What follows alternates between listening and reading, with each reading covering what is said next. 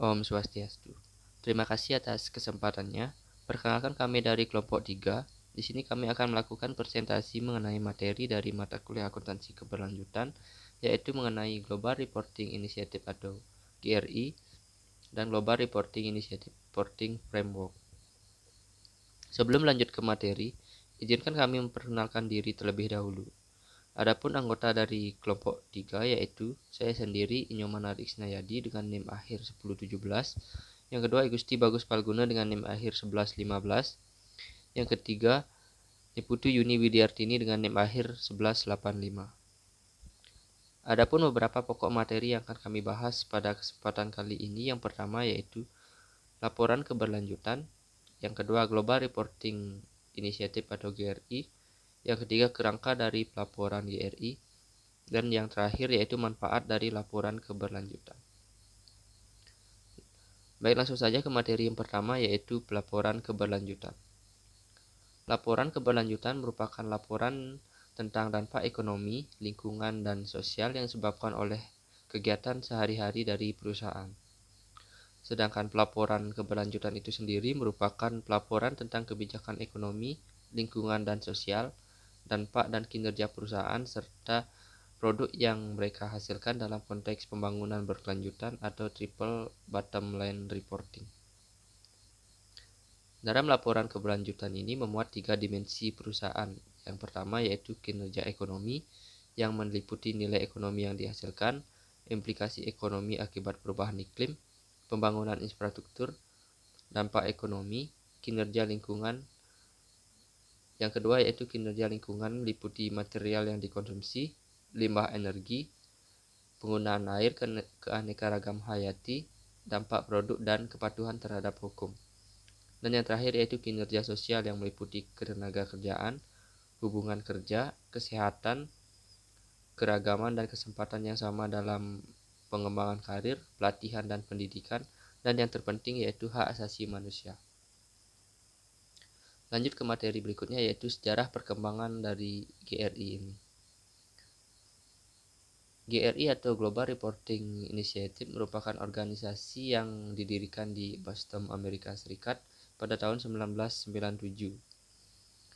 Organisasi ini didirikan oleh The Collaboration of Environmentally Responsibility Economy yang bekerja sama dengan Telas Institute dan The United Nations Environment Program yang merupakan organisasi non-profit di Amerika. Global Reporting Initiative ini adalah organisasi multi-stakeholder berbasis jaringan yang meliputi akademisi, entitas bisnis, financial market, organisasi ketenagakerjaan, dan mediating institutions.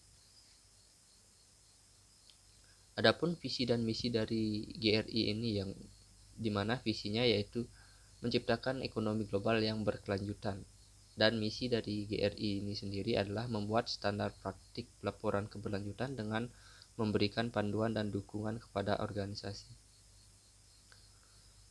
Standar dari GRI yang pertama yaitu diperkenalkan pada tahun 2000, di mana standar GRI ini menciptakan suatu bahasa yang sama untuk organisasi dan para pemangku kepentingan sehingga dampak ekonomi, sosial, dan lingkungan dari organisasi itu sendiri dapat dikomunikasikan dan dipahami.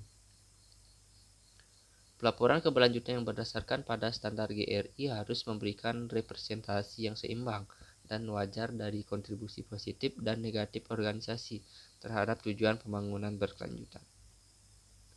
Baik, mungkin sekian materi yang dapat saya sampaikan. Untuk materi selanjutnya akan dilanjutkan oleh rekan saya. Baik, terima kasih atas kesempatan yang telah diberikan kepada saya. Di sini saya akan melanjutkan presentasi dari rekan saya, yaitu dalam hal ini GRI melakukan suatu revisi panduan keberlanjutan dan ukuran waktu tertentu dan panduan umum menggunakan penamaan atau pengodaan yang spesifik. GRI atau G2 atau versi 2 yang diterbitkan pada tahun 2002 dan kemudian GRI G3, GRI G3.1, GRI G4 yang diluncurkan dengan berurutan pada tahun 2006, 2011, dan 2013. Di antara perubahan berbagai versi GRI, transformasi GRI J3.1 ke GRI J4 memiliki perubahan yang cukup signifikan. Dalam hal penyusunan laporan keberlanjutan, panduan GRI versi J3.1 dan versi yang sebelumnya masih memiliki konsep application level. Skema ini membagi laporan ke dalam 3 level, yaitu A, B, C, sesuai dengan kriteria tertentu dan berdasarkan jumlah indikator yang diungkapkan. Pengungkapan indikator pada level C relatif yang paling sedikit dan level A relatif yang terbanyak, sesuai konteks perubahan masing-masing. Next. Pada panduan GRI J4, application level ditiadakan karena perusahaan berlomba-lomba melaporkan indikator sebanyak mungkin. Pada laporan keberlanjutan agar mencapai level A, perusahaan dan para penyusun laporan keberlanjutan saat itu banyak yang memiliki persepsi bahwa semakin banyak melaporkan indikator akan semakin baik. Padahal, laporan keberlanjutannya idealnya fokus pada isu-isu yang relevan dan material terhadap konteks keberlanjutan ekonomi, sosial, lingkungan, perusahaan, dan para pemangku kepentingan sekitarnya. Standar GRI 4 memiliki beberapa tujuan, yaitu lebih mudah digunakan, meningkatkan kualitas teknis, selaras dengan referensi, pelaporan internasional lainnya, fokus pada konten material, menawarkan panduan bagaimana menghubungkan keberlanjutan material pelaporan terintegrasi dan memperbaiki akses data atau XBRL.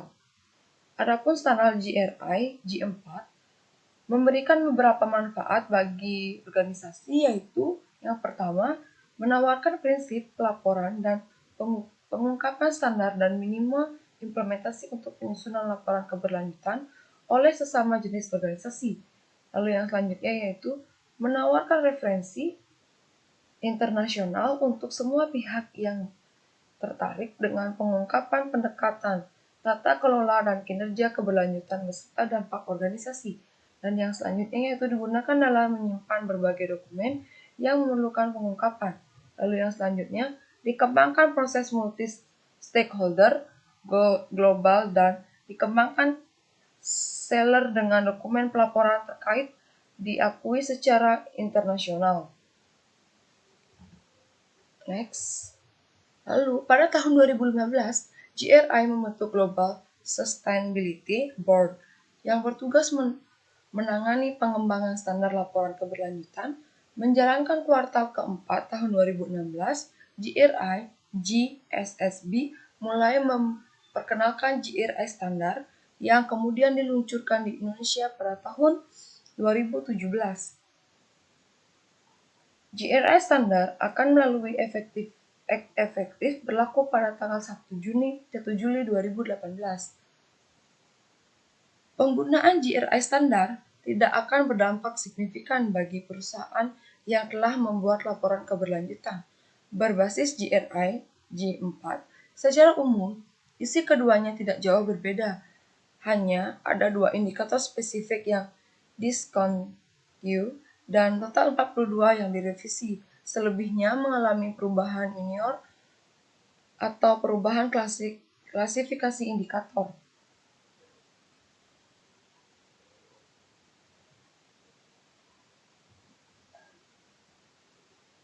GRI standar mengusung pembahasan signifikan dalam struktur dokumentasi dan penggunaan bahasa pertama. GRI standar menggunakan skema dokumen modular dengan total 36 modul. Lalu yang selanjutnya yang kedua yaitu GRI standar mengubah penggunaan kata dan yang bahasa agar lebih mudah dimengerti oleh para pemangku kepentingan. Dalam hal struktur penulisan, GRI standar dengan jelas memberikan klausul yang harus dipenuhi dan yang direkomendasikan. Recommendation, hal ini akan memudahkan penyusun laporan keberlanjutan untuk menentukan prioritas penulisan data dan informasi pada hal-hal. Requirement atau terlebih dahulu. Baik, sekian presentasi dari saya. Presentasi selanjutnya akan dilanjutkan oleh rekan saya. Terima kasih. Oke, baik. Jadi saya akan melanjutkan presentasi dari rekan saya. Kali ini saya akan membawakan materi, itu adalah struktur dan format standar Global Reporting Initiative atau GRI, dan juga manfaat serta tantangan dari pelaporan keberlanjutan. Oke, jadi langsung saja ke materi yang pertama, itu struktur dan format standar GRI. Nah, jadi standar GRI disusun sebagai serangkaian standar yang saling berkaitan antara satu sama lainnya. Standar ini digunakan untuk dikembangkan dalam membantu organisasi menyiapkan laporan keberlanjutan yang didasarkan pada prinsip-prinsip pelaporan dan berfokus pada topik yang material. Laporan yang sesuai dengan standar GRI dapat diproduksi sebagai laporan keberlanjutan atau dapat merujuk informasi yang diungkap dalam berbagai lokasi dan format. Setiap laporan yang disusun sesuai dengan standar GRI diwajibkan mencantumkan indeks isi GRI. Standar Global Reporting Initiative G4 disajikan dalam dokumen terpisah, yaitu prinsip pelaporan dan pengungkapan standar dan panduan penerapan. Prinsip pelaporan GRI adalah kriteria yang harus digunakan untuk memandu pilihan reporter agar mencapai pelaporan GRI yang efektif. Dokumen prinsip pelaporan dan pengungkapan standar memuat tentang yang pertama itu bagaimana menggunakan standar GRI G4, atau kemudian yang kedua kriteria sesuai dengan pengungkapan, yang ketiga prinsip, yang keempat adalah pengungkapan standar pelaporan yang meliputi standar umum dan standar khusus. Oke, kemudian next kita akan membahas terkait dengan manfaat dari laporan keuangan itu sendiri, di mana ada beberapa manfaat dari pelaporan keberlanjutan. Itu adalah yang pertama, mengidentifikasikan kelemahan dan kekuatan entitas bisnis dan manajemen. Kedua, mengidentifikasi risiko dan peluang organisasi. Yang ketiga, mengembangkan sistem manajemen dan penentuan tujuan. Yang keempat, menghubungkan setiap departemen dalam organisasi dan mendorong inovasi. Yang kemudian kelima, sumber keunggulan kompetitif dalam upaya menjadi pemimpin pasar.